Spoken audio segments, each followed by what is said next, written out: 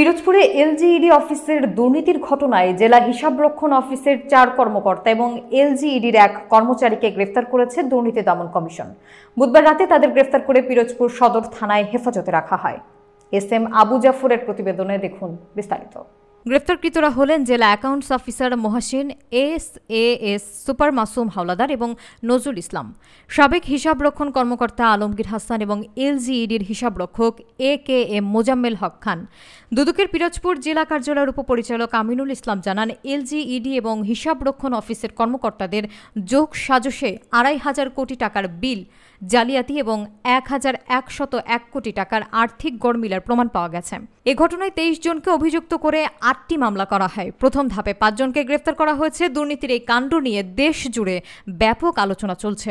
এলজিইডির 17টি প্রকল্পের কাজ না করে প্রায় 2,000 কোটি লোপাটের একটা অভিযোগ দুর্নীতি দমন কমিশন পিরোজপুর জেলা কর্তৃক অনুসন্ধান করা হয়।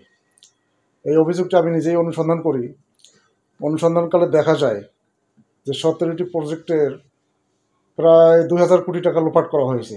তার মধ্যে আমরা অগ্রাধিকার ভিত্তিতে 8টি প্রকল্প নির্বাচন করি এবং মাঠ পর্যায়ে এই প্রকল্পের কাজের পরিমাপ প্রকল্প যাচাই করি। পরিমাপ এবং প্রকল্প যাচাই করে দেখা যায় যে 8টি প্রকল্পের প্রায় 400 স্কিমের কাজ না করেই 1,073 কোটি টাকা লোপাট করা হয়েছে।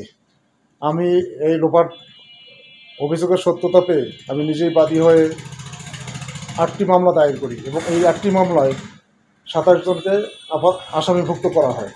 তদন্তকালে আরও অন্য কারো সংশ্লিষ্টতা পাওয়া গেলে আমরা তাদেরকেও আসামিভুক্ত করব এবং বাকি 9টি প্রকল্পের অনুসন্ধান চলমান আছে এবং এই অভিযোগের সত্যতা পেলে আমরা পরবর্তীতে আরও মামলা দায়ের করব। এরাই মূলত ঠিকাদার এবং তাদের হিসাব অ্যাকাউন্টের মাধ্যমে এই টাকাটা লোপাট করা হয়েছে। এটা তদন্ত চলছে। আমরা তো 17টা প্রকল্পের মধ্যে মাত্র 8টা প্রকল্পের কাজের মামলা করেছি, বাকি 9টা আছে এবং এই প্রকল্পের আরও অনেক স্কিমের কাজ আমরা মেজারমেন্ট করতে পারি নাই। এরপর তদন্তকালে যাদের সংশ্লিষ্টতা পাওয়া যাবে আমরা সবাইকে এই মামলায় আসামিভুক্ত করব।